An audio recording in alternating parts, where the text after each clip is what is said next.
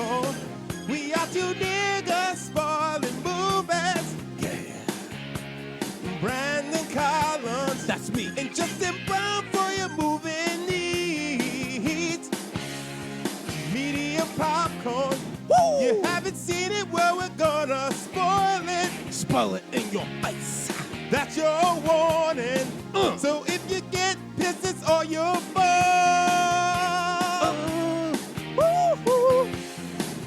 It's you? It's you? I'm Eddie Collins. Guys, this is Justin Brown, and I'm really I have no idea what's happening That's right my now. Ice Cube impression. You didn't think it was good? No, that was terrible, Brendan. No. All right. Well, Ice Cube was not doing Ice Cube well. Okay. Well, you all heard obviously myself and Justin's voice, but also you've heard the voice of the illustrious Tatiana. How are you, Tati? Hello, everybody. And you're here to help us break down this fucking 2025 War of the Worlds film, which y'all been asking for. Y'all were tweeting at us. Y'all were Instagramming saying, please, please talk about War of the Worlds with Ice Cube, because I'm not going to watch it, but I want y'all to watch it. And I feel bad for Tatiana here, Justin, because we know I had said I have to watch this for the podcast. She's like, okay, I'll watch it with you. And she's like, War of the Worlds, like, so this is gonna be an alien movie? I'm like, no, it's like the Ice Cube, and he's like on a computer the whole time. And then the aliens came, and I was like, oh shit. I literally was like, Brennan, War of the Worlds is an alien takeover like plot. I was like, so unless I was like, you can just borrow like names of movies like that, or like. And he said, yes, you can. They don't have to be related or anything to that matter. I said, but this is like a book. Anywho. Yeah, H.G. Wells. Yeah, this is like a classic. I had no idea. Wait, hold on. Wait, I've heard of War of the Worlds and like the Steven Spielberg and all that stuff. It just, I didn't think that this was related, because I'd heard that this movie was so bad, and I saw like 2 clips of Ice Cube on his computer being like, oh no. So I'm like, I was aliens. Like, War of the Worlds. Like, I was just like, it's just so synonymous. Why would anybody make another movie with that name?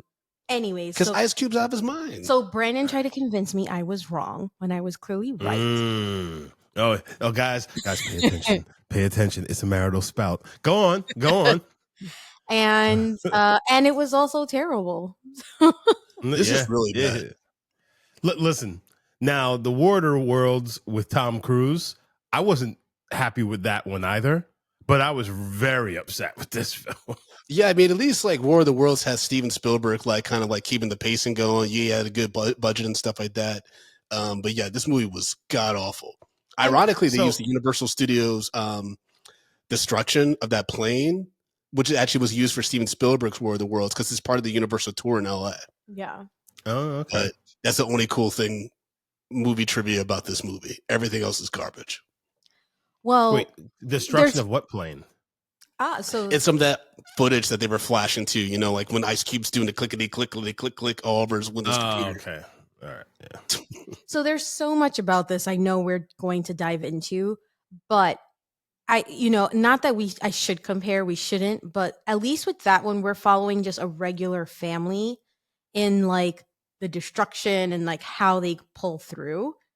In this one, because they thought they were doing something super modern by putting us on like through screens. Mm-hmm. And first of all, like that component has been done already. I've seen at least 2 movies where that's been done, where everything's through a computer, through FaceTime, through this and that. So it wasn't completely innovative. But then I'm like, why the fuck do I care about Ice Cube and his family? Like, we haven't even established a reason for us to care. Y'all didn't care, especially because he's the nigga who's spying on us. Exactly. Yeah. I literally was like, we opened up with him working for Homeland Security. I give 0 fucks. Like, they could take him out right now, and I'd be like, that's what you get. Blow up the building. Well, he was mad creepy. Like, so Ice Cube plays Department of Homeland Security Officer Will Radford, who clearly has extensive access to all security systems. So, and his wife passed away like a year ago or something like that. And 4 years ago. Yeah, 4 years ago. Yes. Years. And he watch it, like he goes back to Facebook and he writes "I miss you" every year to her, and then he has this one voice message that she sent him on Facebook where she's basically like, "Be nice to the kids, I love you." It's like, what? Well, it was like it's so weird because like that note, and we're all married in the room, right? If I'm telling Brendan to take out the trash, I'm not sending him a note on Facebook. Yeah, it was really also listen.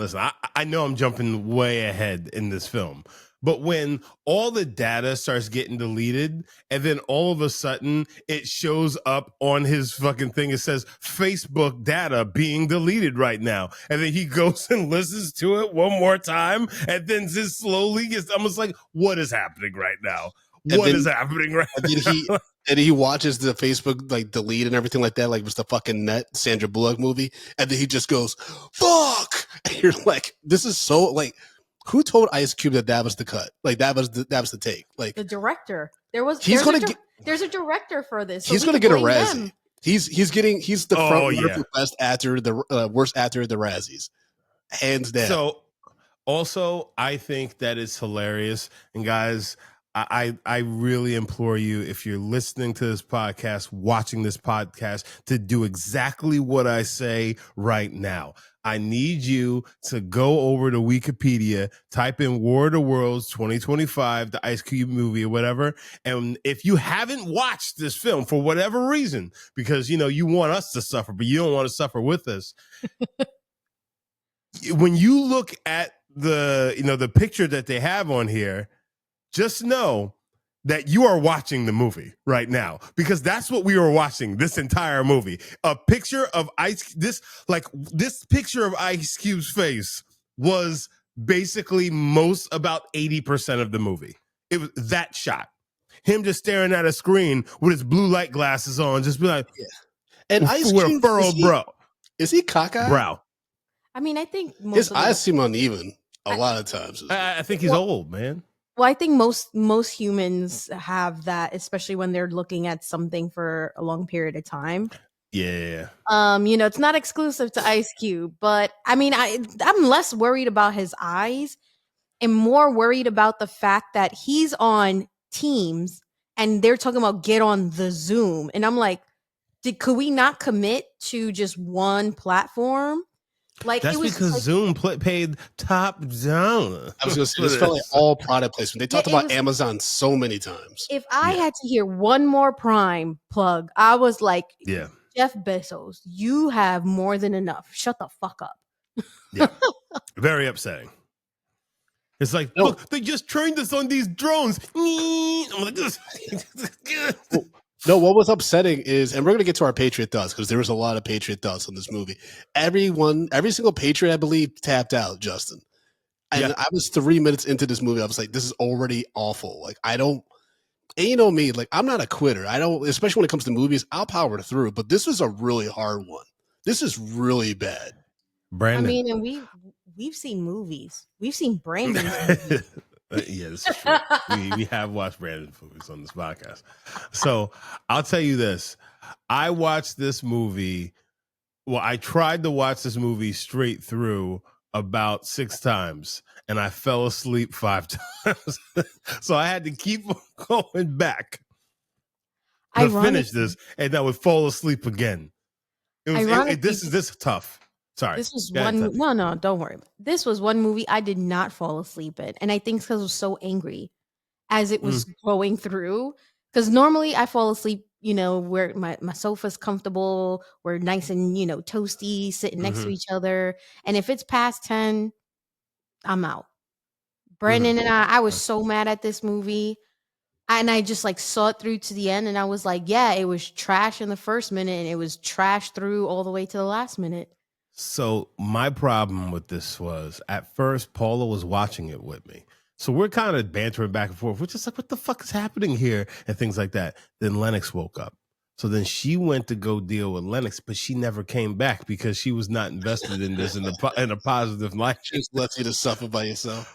So then I'm watching on my own now, and like my mind's just like, well, shit, if she ain't suffering with us, let's clock the fuck out. And I just started falling asleep. Yo, I had to wake myself up. I was like, all right, I'm gonna get myself some ice cream. I He did gotta the sit same. up. I can't lay down. I gotta finish this movie. But now, let's pull back the curtain a little bit, Brandon, Yes. because a lot of people know we typically do like maybe one or two, actually two or three movies, at any time that we record.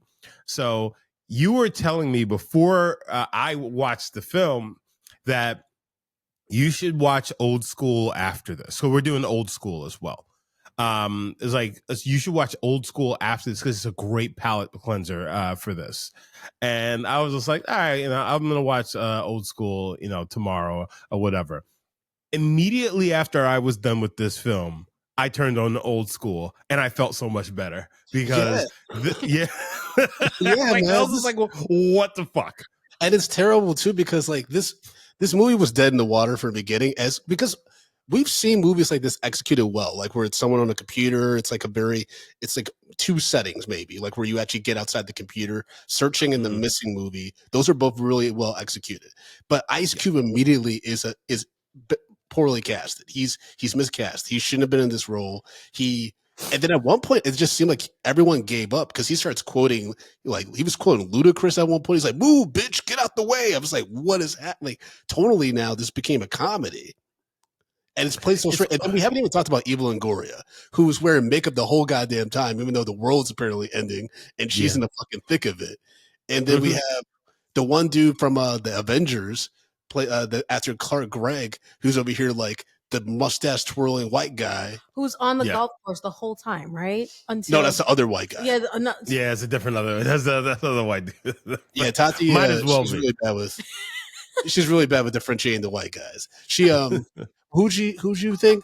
Sean Connery. She thought Sean Connery was in The Fugitive. Oh. Yeah, she's that bad. It's getting bad. Yeah, Justin. It's that's my Rick and Morty face. Listen. I still got long COVID, and the brain fog. No, I wish I could forget this movie, but there's just so much like. So Ice Cube is supposed to be like the head, not even the head. He's just a director of like a section of Homeland Security.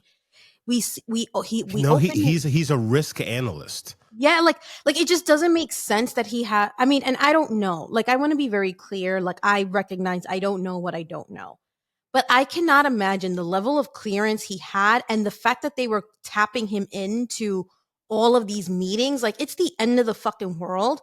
I don't think Ice Cube is on the list of. They're like, oh, the president's being moved. Why is he in that fucking chat? Why would he need to know that? Yeah, I mean, he's also way too everyone's way too casual as the world is ending. Like, and also Ice Cube, his character is so out of pocket. Like, he should be surveillant. Like, shouldn't he be flagged for all the ways that he uses the technology to spy on his own family? Like, he's tracking his son in real time. He's tracking his pregnant daughter's diet. Like, she's got cameras in the fridge and stuff like that. He's like, you need more protein. And at first I didn't realize that she was pregnant. So I was like, dude, this is so fucking creepy to tell your daughter. I had to point hey, it your out. asshole ain't working right, girl. It was so wild. It was like, and then for all of that to happen, and then I was like, wait a minute. So he's bitching about his son just being a gamer, quote unquote. And I was like, you're supposed to be the best of the best at DHS, and you couldn't tell your son was lying to you when I knew in 2 seconds that he was fucking lying to you. Yeah. When all of a sudden all this is he's like, Dad, I really got to talk to you about something. It's like, and it's like, nigga, he's the guy you're looking for. Of course. Yeah, the tracker, the hacker dude that's like, I'm gonna release all the government secrets. The disruptor. Yeah. I love when he's trying to hack into the daughter's like what was her, or like her text messages or whatever, her computer. He's like, damn, she changed the password again. I was like, I would too, motherfucker, if I knew my dad was spying on everything. I actually thought that she was setting up a trap with like when she asked the baby daddy, she's like, oh, like he hasn't even accepted your Facebook friend request yet, right?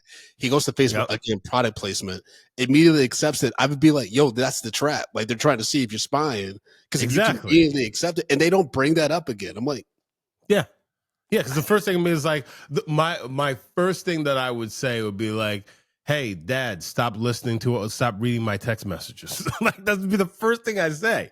He's like, I oh, mean, he just accepted it now. Stop reading our shit, Dad. Get out of here. I mean, I would just assume, right, if anybody in my family worked at this level, that they're just like spying on everyone that they know. Yeah. So I would always be like, and stop listening, just for shits and giggles.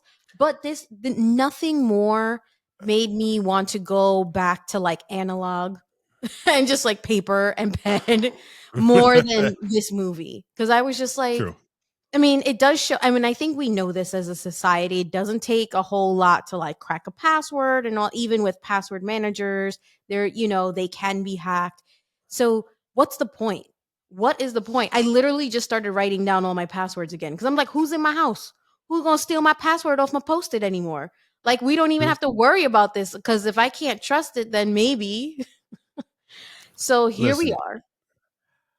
while watching this film, knowing obviously his wife passed 4 years ago, and it was like, well, I'm glad that they didn't do the thing where his daughter's trying to, like, you need to go out and date and yada yada yada. You need something besides us. Like, his kids didn't go that route. They didn't like bring that up at no point in this film, because if they did, I think we all understand that he would be the most toxic boyfriend on the face of the earth. Right? Oh yeah, he's like Batman. He's like dating Bruce Wayne. It's bad.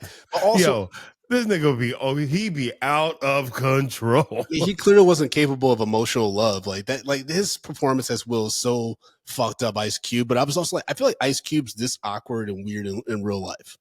I feel like we got, since like, the evolution of Ice Cube from Doughboy and Boys in the Hood and like, No Vaseline Ice Cube to what we have now. This weird, like, mega adjacent Ice Cube. Like, I feel like this is the closest we've gotten to like what modern Ice Cube actually is. Like, his whole demeanor and attitude and cadence. It just felt like that, because it didn't even feel like he was trying to act. It just was like, what would Ice Cube do during the end of the world if he had access to all the surveillance? I got Tati. Go ahead. I was wondering, and I'm always try to present like a balanced point of view. And I said, it must be hard. It must be hard to act in general, because I've had to act once or twice in a last minute, predicament. It wasn't easy. But when you're acting against yourself on a screen, because who knows when all these people did their parts. So it just seems to me that Ice Cube just took a weekend and recorded all of this shit by himself. And then just sent it in. Just throwing chairs in his bedroom. And then just sent it in. And they were like, yep, that'll do. I mean, yeah, Eva Longoria, they probably had her in that'll do, pig. That'll do. Yeah, she probably was in a closet in her Beverly Hills mansion, fucking putting a little bit of smudge for dirt on her face, and was like, "Ooh, Will, the world, the aliens are popping up." Like, this movie was so bad. The graphics were terrible, and at one point, she's with the aliens, and there's tentacle coming out, and I was like, "Yo, this feels like tentacle porn. Like, what are we doing here, everybody?" Like, Eva Longoria, weren't you nominated for Emmys? Like, what's happening here? Listen, if this was tentacle porn, Eva Longoria would have been the first in line. Come on now, let's not. He brought it up. But it's funny though, because watching this, I was just like, Ice Cube is just not the guy for this. No. He's not a strong enough actor to pull this off. Like, it reminds me of. Shit, there was a movie where somebody was in a phone booth the entire film. Was it Colin Farrell, right? Then you had the movie with Ryan Reynolds where he was in a box. Oh, in the box, right? Yeah. He was in the box. Yeah. So, like, there's been a few films where, like, the whole action takes place in a very small, confined space. There's also one on an elevator or something like that. And I think the things that make those movies good or not good is, for one, it has to be a tight script, but also you're heavily relying on the actors to be able to do a lot of heavy lifting. Yeah, and like there's Colin Farrell that can pull that off. Exactly. I think Colin Farrell did a decent job with the. I just don't remember it that well. Yeah, he did okay. The better examples, I would say, like, but this is also like star power. It's like Will Smith and I Am Legend. Like, when like they're basically about them. Matt Damon, as problematic as he is in The Martian, like I remember watching that, I was like, he's a charming motherfucker because it's basically all him. Yeah. So like It's tough. you gotta have somebody who's able to pull that off. Ice Cube ain't that dude. It was rough to see this nigga close to seeing his pores open and close as he just fucking just stared at this, as he mean mugged the screen the entire movie. And then also like shit's happening and like, all right, this guy is an NSA, a high level NSA risk analyst, so an agent, right? DHS. He watches people all the time. This motherfucker has seen murders. He's seen all sorts of wild and crazy shit that nobody thinks that anyone's watching. So like shit is real gritty, right? When he's starting to see something, he's just like, oh, damn. Oh, like, and he's acting like this is fucking World Star. I'm just like, nah, bro. Nah, that's not how that guy would be. And it's also, you're just a bad actor. Thank you. So I had a similar sentiment of being like, at the level that he's at, that means he put the work in. He's grinded from a low level to where he is now. He would have seen some things. He would have seen some. And so he shouldn't be surprised that the government kept a secret, because it's the motherfucking government and you should know better in the role that you're in, because you, the motherfucking government, spying on people, right? Yeah. So you there's are that. The secrets. You literally, his job is a secret. And then I think you actually, maybe like I didn't have the words, but yeah, his reactions were so like, were just like common. They were just like some common person on the street was like, oh, like you got, and I was like, what the fuck? Like, so it was weird because in the juxtaposition of him trying to save his daughter, right? So she gets got outside. She's pregnant. They were all outside. Dumbass family. I mean, you don't know what to do. You don't know what you to go do. inside. I mean, but they were taking out buildings and shit. Hold on. I got to think. We got to talk about his fucking son. Because when his son, he cuts to his son, and this nigga. Live action Knuckles over here skateboarding through DC and shit. That was fucking crazy. Running outside with his phone like this. Yeah, first of all, everybody decides to FaceTime, which I'm like, do you? If data's getting eaten, right? We're talking about data is not for these aliens. Data's the currency. It's the bread, the butter, all the things. Kathy. How the fuck did, and they're like, oh, they took out all of our communications, that they took out it was a strategic satellite thing. How the fuck are we FaceTiming? No phones are available. Yeah, that's why Ice Cube, everything that he does with his kids doesn't make any sense. Because like all the telecommunications would be down. I mean, him doing the automatic Tesla, that makes sense a little bit, right? Yeah. But even then, for a while, FaceTiming with his daughter, which also, like, to everyone's point, Ice Cube's not the only bad actor in this movie. Like the daughter, like, I'm in Benson. I'm sorry, U.S. Faith was not good because, and also like she wasn't served well by a terrible script. Because in the script, it literally is like, I'm not a kid anymore, Daddy. It's like you literally called him saying, Daddy. Like, what do you like? Mixed messages, honey. Like, what are you doing to me? Well, and also, all right, you're not a kid anymore. You're right. I mean, you're pregnant. You're having your first child. And you know, you got caught up in this fucking intergalactic fucking war that just came to your world, and you fell, and like this spike like went through your fucking leg, right? Don't you think as a pregnant woman that it would not be the best idea to pull a fucking piece of metal out of your leg? Of course, when you're pregnant, because the blood loss may be a big issue for the baby. I mean, first of all, she's a doctor. Like she's a doctor. She was a doctor. Well, she was a biomedical researcher or something, right? Yeah, but she knows. She knows the fucking human body. She knows biology. She has a far richer understanding of the human body and what things could happen than most anybody else in this film. And her fucking husband, who's an Amazon driver, comes with a guy with tape and gives her a fucking tourniquet. I'm just like, but by the way, that guy, probably the best performance in the movie, also should be dead. when Ice Cube like hijacks his intercom and starts speaking to him, and he's like this, I'm like, he's crashed. Yeah, how did he not crash on this? Because if I'm in my shower and you just start talking to me out of nowhere, you're slipping, you're falling, you can't get up. So he's driving an Amazon truck.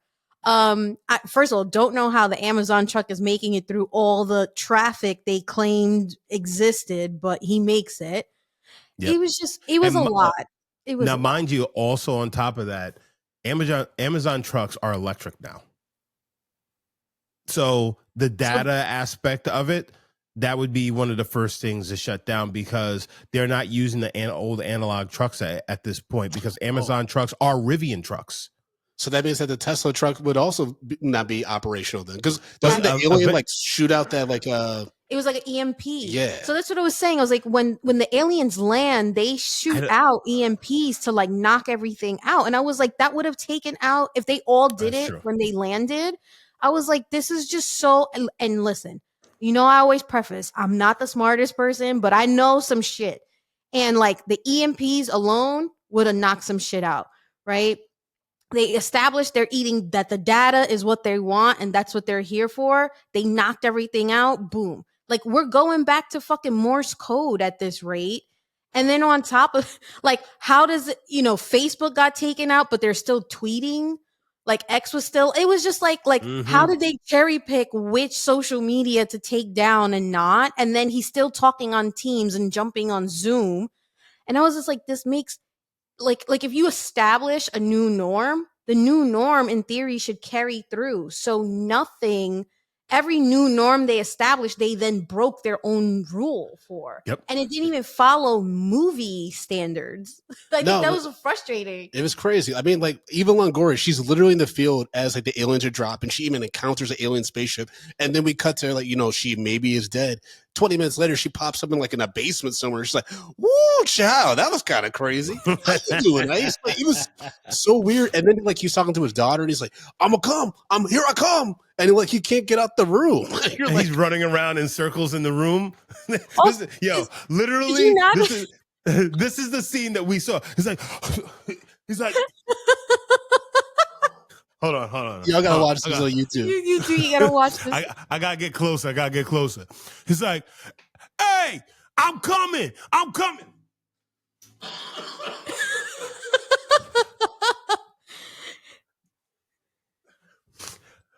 I can't get out of here. It's locked down. Yeah, he's like, you on your own. He was like, automatic lockdown. I was like, no shit, Sherlock. DEFCON 6. DEFCON 6. Also, like, what the fuck is happening right now? I laugh so hard, my ribs hurt. I have worked in an office that has had those rooms and that the doors humble brag.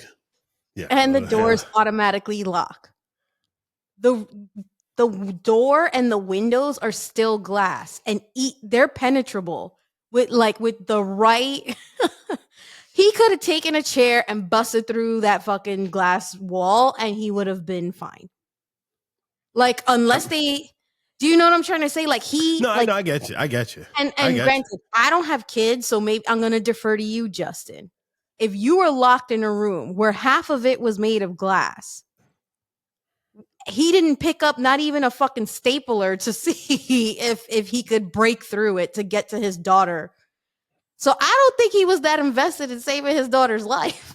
Well, he really had a message from his dead wife reminding him to be nice to his children. Like, he's not a good person. Like, to Justin's earlier point, if he were dating, that's not going to be good for him. Like, that's not going to be good for anybody. He's just going to be like, oh, you need to get some more pads. You're out. Like, what? Like, Leonard, we've been on 2 dates. What are you doing? Who's that guy who just passed you on the street? Yeah, That's a stranger, sir. He's crazy, dude. Also, we got to talk about the son. We got to finally talk about the son because this movie posits that this black family is like able to foil this whole alien invasion, basically. Yep. Through the son's hacking abilities, the daughter's biomedical research, and Ice Cube's tenacity. Well, no. Don't forget the Amazon driver because he was integral. Come on now, Brandon. You got to give him his flowers. You got to give the one white man in this film, his flowers, because he saved the day. He is our white savior of this film. He did. He brought the laptop, which I'm not No, trying to the drive. the drive. That's what it was.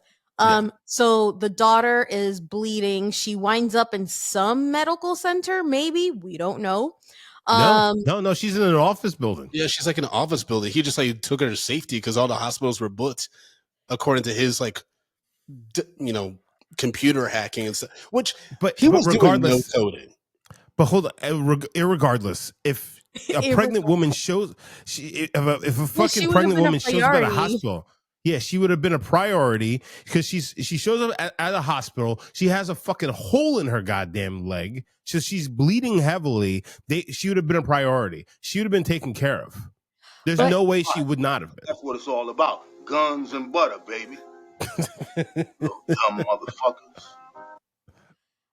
What I do appreciate is the boyfriend, husband, baby daddy. We don't know where they were, right? Like what their status. They were married. He kept saying baby daddy, didn't he? It was like baby mama, baby daddy. That was like a running joke between. Yeah, but I thought they were just joking. But anyhow, go on. So he's like, "Don't worry, I'm gonna get there. That's my wife." He's doing the damn thing. He's making moves, and when he gets there, and he's like, "You gotta make a tourniquet, Mark," or whatever the fuck his name is. He's like, "Don't worry, I got this."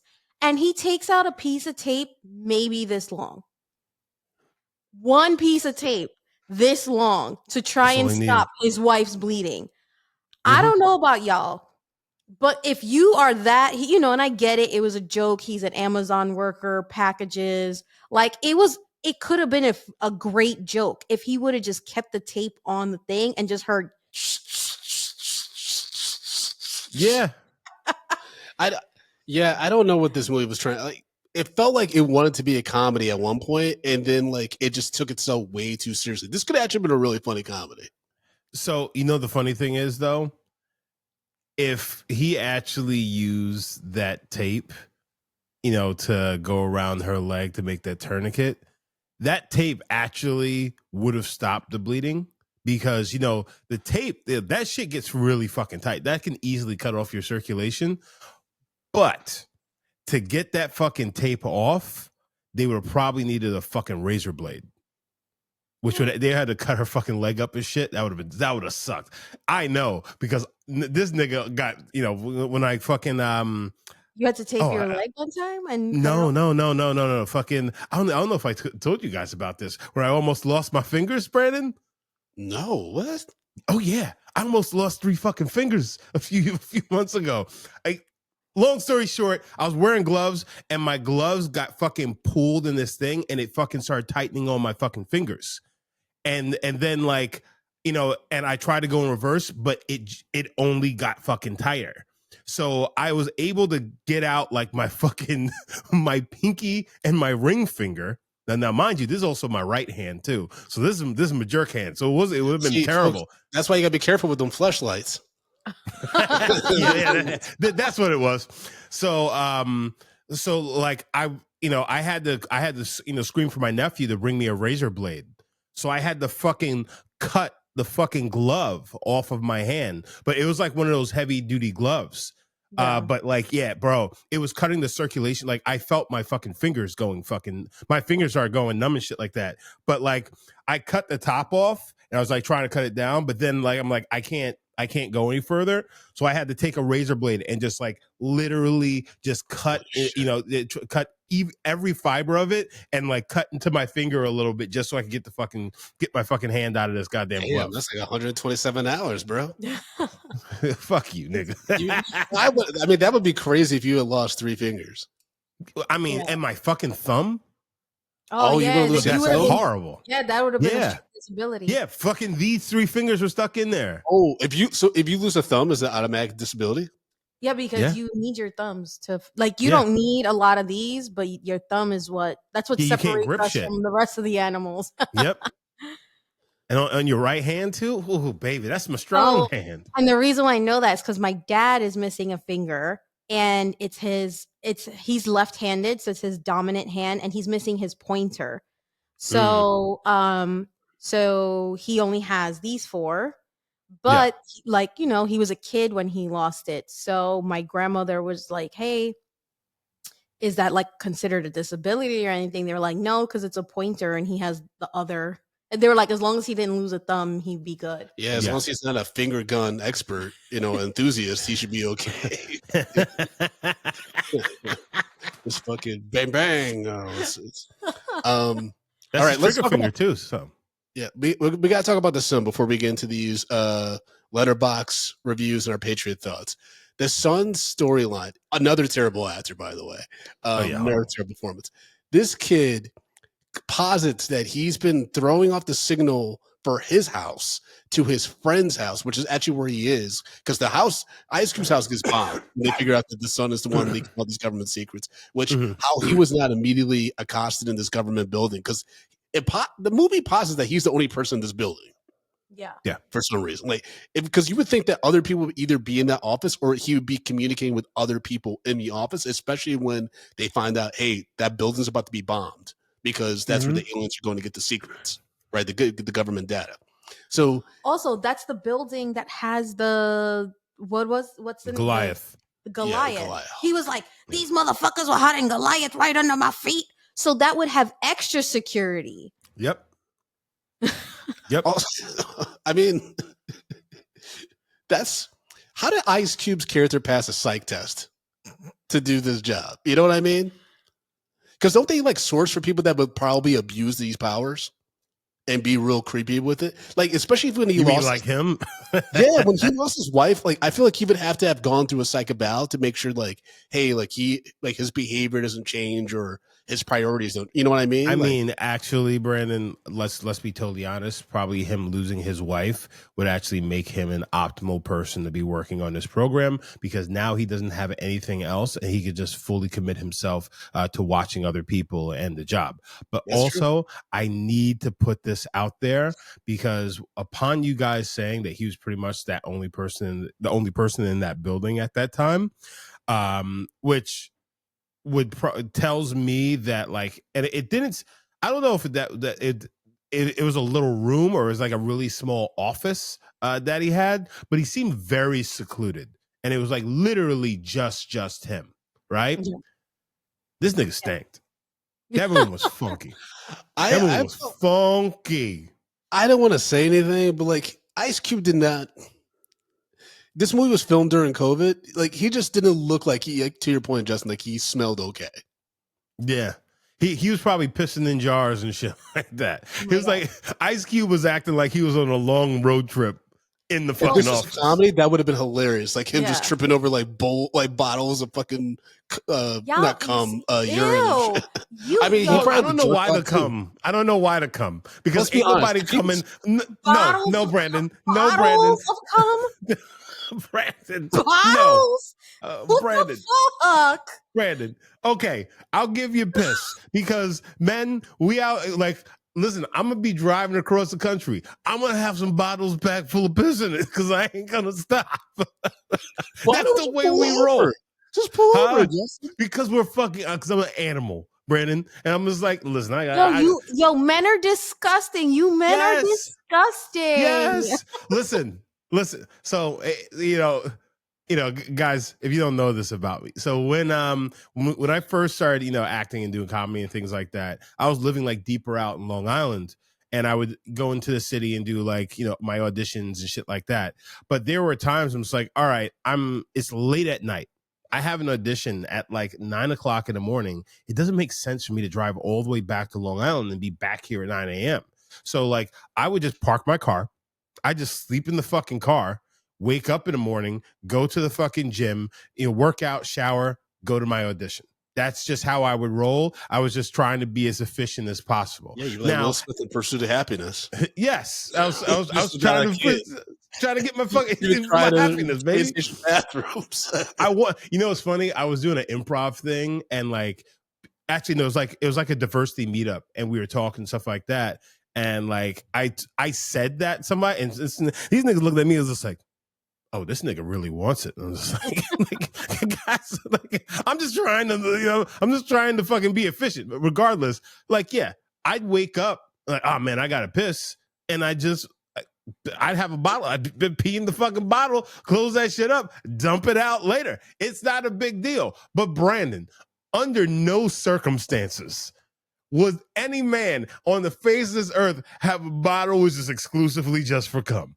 And also, I don't know if you've ever came before, but cum fucking dries, nigga. So you're not gonna have a bottle of dust. What the fuck are you You need a talking bottle about? of DNA, which is not what you want in a government building. But definitely not. Can we please talk about the sun real quick? Can we Yes. gotta talk about the I'm sun? sorry. 'Cause I I know, thought the sun I was gonna know. be the big bad. I thought it was gonna be revealed that the sun's the one that brought the aliens here and shit like that. But it turned out the sun's known about the aliens for a long time and Goliath and Yeah. stuff. I'm like, Ridiculous. nigga, then why didn't you say anything? He tried. His dad wasn't listening. He was like, Dad, I gotta tell you something. And he was like, No, I don't got time for your You stupidity. open with that. You say, Dad, the aliens are here. I know about Goliath, blah, blah, blah, blah, blah. You don't say, Dad, I gotta tell nigga, like just say it. There's no dilly-dallying at this point. The world is ending. Mm-hmm. We don't know when the phones are going to cut out. You don't have time to waste 7 seconds trying to get my attention. Just say what the fuck you got to say. Yeah. Especially if you know your dad is like that strong, like stubborn and shit and not listening to you. You just got to come out and say, stop burying the lead. Just say it. And that's what pissed me off about that kid. I'm like, you were literally, and then like later on when the house gets blown up, his house, the house that he lives in is blown up. And he's like, you thought I was at the house, Dad? I'm at Brian's house. Like, what is going on? Like, I'm relaying it off the towers and I'm sitting over here. Like, what? Like, everyone was all over the place in regards to the urgency that they had in the moment. Like, the world is ending. People are dying. People are getting fucked up. Like, your sister has a fucking nail in her thigh as she's pregnant and like in distress. And you're just over here bleeding like, out. Yeah, you're like, Dad, you thought I died? But you know what, Brandon? You know the good thing though? You know the good thing is that after, Mark showed up, with the fucking, packing tape, after wrapping her leg, she didn't need any sort of, re-up on blood for her baby. All she needed to do was sit in front of a computer and help her dad, run around the fucking building that he's in. Because he had absolutely no idea where he was going in the building that he's worked in for, let's say, roughly about 10 to 15 fucking years. So wild.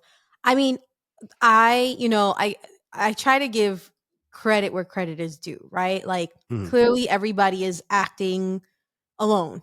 Like, there's not much interaction with the other actors in real time besides like the Mark, the prime driver, the boyfriend, whatever. So like they're in like one scene together. That's when he tapes up her leg and then miraculously finds her a computer so she can help her brother and her dad code, which if they would have established in a throwaway line somewhere earlier that she was amazing at this.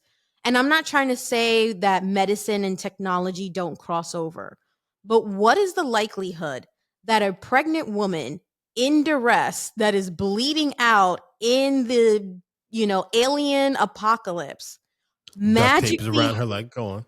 Magically has the skills needed to help code a virus? Mm-hmm. And she's in the middle of fucking nowhere. Like, we don't know what building she's in. We don't know. But she somehow has she bridges the gap between her dad's skills and her brother's skills. Her brother had a whole secret society of hackers who got found out in 2.2 seconds.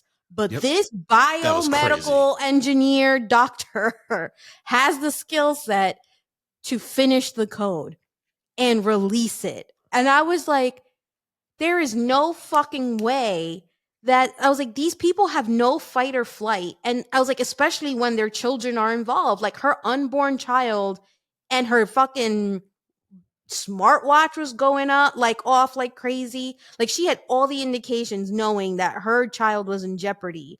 And when her baby daddy showed up, they should have been like, yo, we shutting this shit down. We're looking for ways to stop this bleeding, to make sure she calms the fuck down. She ain't got time to be coding bullshit. But she had the time. And that, I think, and that's third act, and that shit sent me over the edge. I was like, fuck this movie. I mean, Tati, I think that you're overlooking a main aspect of this film. And by Ice Cube or Will Radford's, the deceased wife, told him, be nice to the kids, right? She was telling us, the audience, that Will Radford was very much on fuck them kids before his wife told him that. So of course that fuck them kids is going to pass down to his daughter, and the baby that's growing in her belly, she's saying fuck that baby. So it's a pattern. It's all about my work. It's all about what I can do for the world, but fuck them kids. There it I mean, is. to your point, Justin, and like I completely agree with what you're saying, Tatiana. The thing is, Ice Cube's character basically is more upset about the fact that his son has been playing him and undermining him than actually like his son being alive and like, and also having a target on his back. Like going forward, like his son could be charged with treason and shit if like society were to continue. Like, and he's just like, "It's you. It's been you the whole time I've been looking for." No, it's like that's not. That's what you're. like, not my son, a disruptor. Not my son, a disruptor. Hey. Which also, there's two points of trivia that our producer Lluvia pulled that I have to bring up before we get to our Patriot thoughts. The first is the budget, not confirmed but estimated, for this movie was $65 million. Stop it. No, it's not. Stop it. $65 million.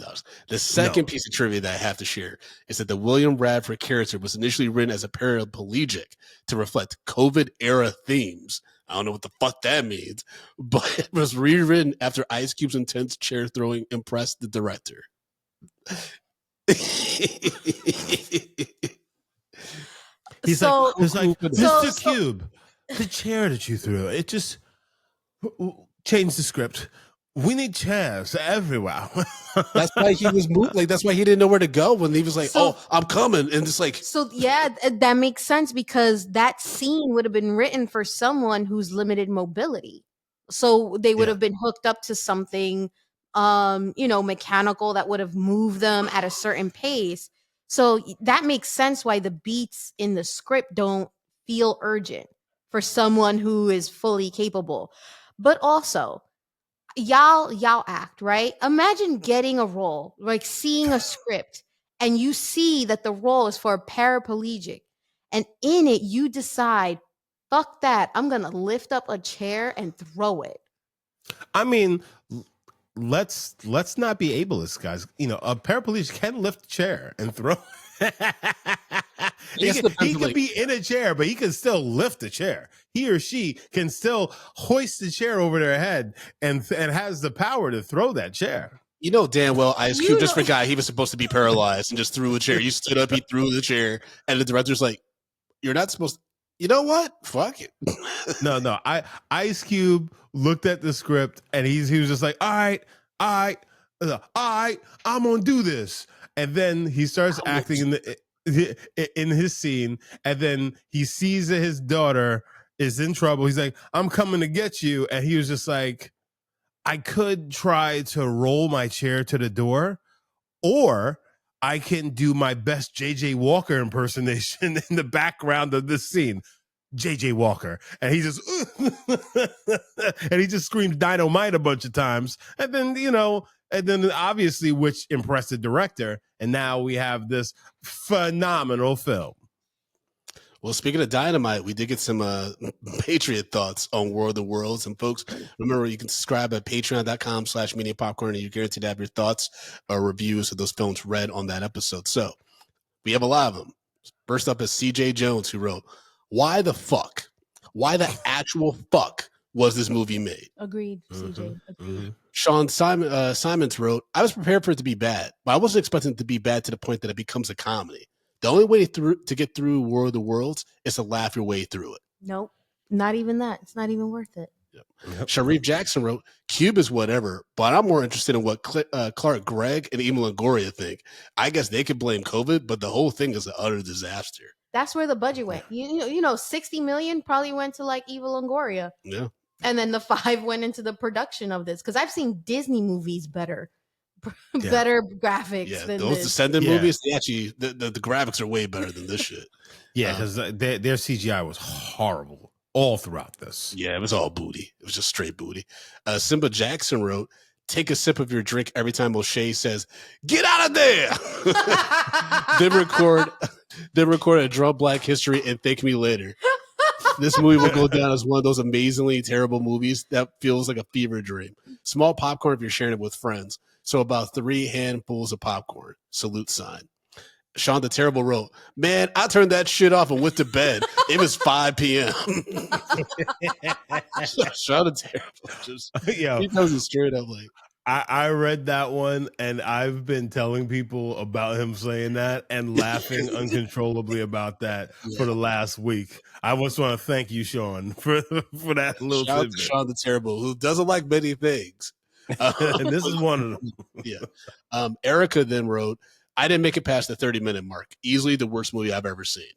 And shout out to the homie Randolph Terrence from Three Guys On Podcast, who texted me about this movie and said, "Yeah, I couldn't do more than 20 minutes." And I was like, I had to do the whole thing because I respect my fans. I mean, I don't know. They don't respect us. Don't respect us. I don't You think don't they respect us. And then you drag me into it, and then Yeah, it's bad. We did. Our producer Lluvia found some letterbox reviews she thought we should read. First one's from Maddie/Madeline, who wrote, "This and the new Naked Gun releasing the same weekend show that the comedy genre is coming back and better than ever. I'm not sure which one is funnier, but I'm glad to see this renaissance live. 1 out of 5 stars." And then Shauna Shipman's Flannel, I don't know who that is, says, "You know, a movie's going to be really fucking bad when the studio doesn't want to release the trailer until the week before the movie comes out. Half a star." That's right. This movie was released on Amazon Prime to no fanfare. There was no critic reviews available. This is bad. And then the last one is from Alan, who wrote, "Mind you, H.G. Wells is already dead, yet this film adaptation is still the worst thing that ever happened to him. 0 stars." Man. You know, I'm not mad at that last review on Letterboxd. I agree. Nobody asked for this. Who asked for this? Because it wasn't us. And on top of it, were they just like, oh, we're about to lose the rights to War of the Worlds, so we have to make another one? It's feeling like, when Sony just cranks out a Marvel movie just because they don't want to lose property. That's what this felt like. Yeah, but I'd rather watch fucking Morbius 3 times than have to watch this shit again. I swear to God. Justin, break down our rating system, baby. Stop calling me baby. Guys, you know how we do this. We rate movies, bags of popcorn, small, medium, large, and the XL for the exceptional. If a film doesn't deserve any hot, buttery, delicious popcorn, then we throw it into the stale popcorn pile. We pile piles and piles and piles of stale popcorn on top of it. So, guys, we sat down and watched the 2025 shit show called War of the Worlds. That's right. H.G. Wells is rolling over in his grave because a movie came out with Ice Cube, Eva Longoria, Greg Clark, and a bunch of other people who should probably never act again. Let's start with Tati. Tati, what say you? What do we say? The alleged budget was 65 million. 65 million stale popcorns. Okay. Like, I didn't even, besides like me not even knowing this movie even existed, but the fact that it was put on my radar and it wasn't, I really try to look for a redeeming quality of being like, oh, but this one thing was good. No, nothing. Don't watch it with your friends. Don't even watch it with your enemies. Just don't watch it. So you telling people not to hate watch this, Tati? Hell no. This isn't a fun hate watch. This isn't a fun hate watch. And I love a good, bad movie. Like, I'm all, like, if it's a cult classic, I'm with the shits, I'm with the giggles. This is neither of those things. Justin, damn well, if we played this at one of our parties, like the old parties we used to have in Queens, this would have been like a momentum stopper. This would have been like a party killer. This wouldn't have been a fun I would have assaulted you. I would have assaulted you. So, all right, Tati, watching this film, was there somebody that you felt like, I need this person to die? I mean, I genuinely, I thought the whole fucking world blew up in this movie. I was like, no, nobody. It's a documentary. No one that we have seen on screen has any redeeming qualities that are worth saving for a new society. No, they could Mm, all go. Yeah, I wrote down okay. one of my notes is I hate this family. So yeah, I didn't care if any of them died. Fair enough. Fair enough. Brandon? Yeah, that's why my rating is 80. This movie was 89 minutes, 89 piles of stale popcorn. This was terrible. This is really, really bad. Not fun. Incredibly awkward at times too. Like it just felt like no one wanted to be there, except for maybe Ice Cube because he's like the lead. So he's like, but yeah, this is really rough. And then there's so many tonal inconsistencies. Ice Cube's performance. He had a hearing aid, which they never explained, so that makes me feel like he just was getting fed his lines through the hearing Oh aid. no. Yeah, Oh no. it's very visible throughout the movie. Also, like to the point that Tati made earlier about the technology and like how things shouldn't have been up and running. His son's featured on the news. It's like how's the news even still happening? It's the end of the world. Like if all telecommunications and stuff are down, that includes Yeah. news stations. Like it didn't make any sense. So because of that, the only thing that this movie did that made sense was at the end of the movie when the title card pops up. There's a song that plays. I don't know the name of the song, but the first lyric is "It's a great disaster," and I was like, "That's a perfect summation of this fucking movie." So good on the music supervisor for that. The only person who did their job. Yeah, Justin, what's your rating? Mhm. Guys, yeah, this is rough. And one of the things that makes this so rough is that we are also giving this film the excuse that this was a product of COVID. You know what I'm No. saying? And I honestly think they would have probably tried to do the same thing, whether it was COVID or not. And so I don't give them a pass for COVID. I think this was a terrible production. It was a terrible script. It was terrible casting, a lot of bad acting as well. So like overall, this is just an irredeemable film. Like there's not much that you could say is just like, I understand some of the things that they were trying to do, but because it was so poorly executed and it was boring because you were watching screens the entire time. This is like, what the fuck? I could just like, if you watch this on a phone or an iPad, like that is like the most meta fucking thing that you could possibly do, for this film.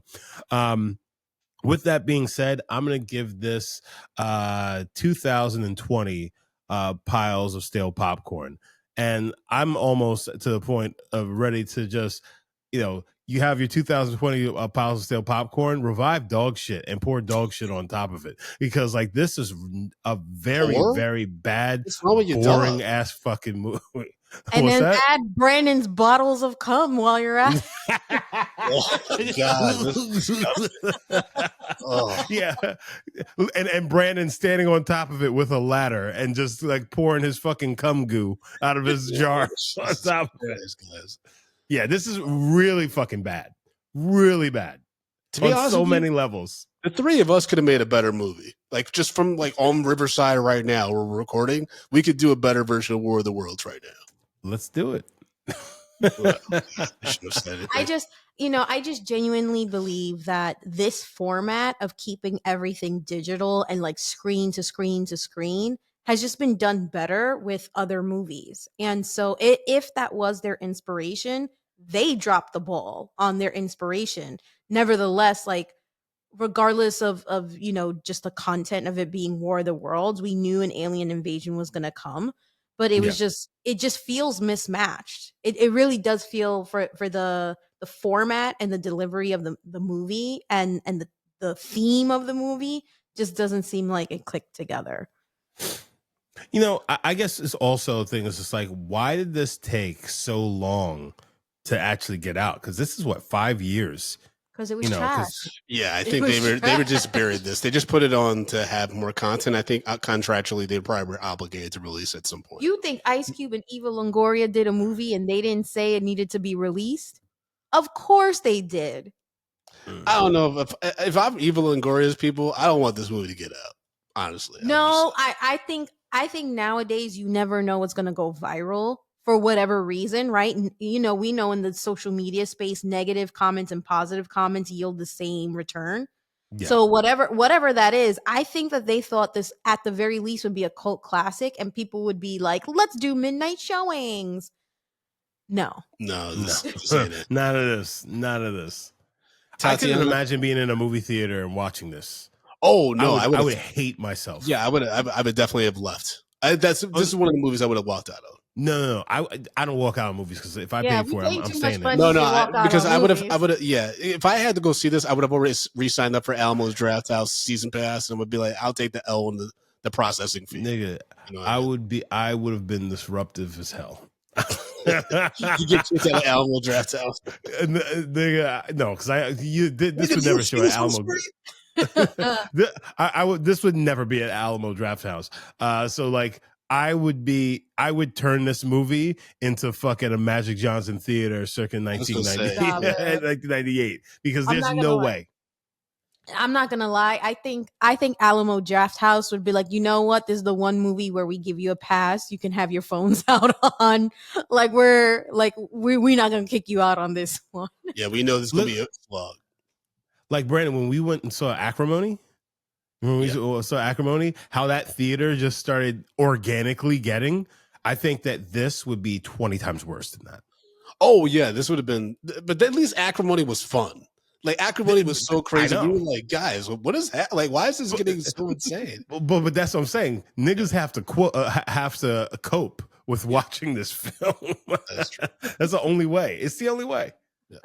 Speaking of coping, Tatiana, please tell the listeners how they can follow you. You can follow me on Instagram at Boricua Collins. All right. And you can follow the show at Media MP Podcast on all social media platforms. You can follow myself at Frodo_Blackens on Instagram, FrodoBlackens.com for show dates, including some upcoming Drunk Black History tour dates and stuff. And Justin, if people want to follow you as well as support the show financially, what can they do, my brother? Well, you can go over to all the social media platforms and you can follow me at J Brown Did It. But you can also take yourself over to Patreon, patreon.com/medium popcorn. We have $2, $5, I said $5, $10, and $15 packages there. Our entire backlog is, yes, all the big packages. Our entire backlog is on Patreon. We have so many bonus episodes, guys. If you love this show, you want more of this show, again, patreon.com/medium popcorn. That's where it's at. Come and get some more butter for your love, everybody. All right. For those of you that are reaching out to us on social media and saying, please do War of the Worlds, if you're not on Patreon to say thank you, you need to consider your life. And if you can't do a monthly commitment, at least go to coffee.com/medium popcorn, ko-fi.com/medium popcorn. You can give us just $5 to say thank you. Please. You know what, Brandon? You know what we need to do for this episode? I think they owe us all like venti size drinks. for this episode only, we should record a quick clip of it. It's like, y'all owe us for this one. Y'all go to coffee right the fuck now before you even listen to it and drop us something because y'all owe us for this shit. They do. They really do. They really do. All right, y'all. We love you. We hold you, even though you don't hold us back. Because you'd be like, you don't love us either. Be like, ooh, this is a terrible movie. You know who needs to watch this? Not me. Medium popcorn. Not I. The Medium Popcorn boys. I noped out 20 minutes into this film. Brandon and Justin should watch the whole thing. Mm-hmm. I know some brothers that'll do it. Tape that bullet for me. All right, y'all. Talk to y'all soon. Peace. Peace.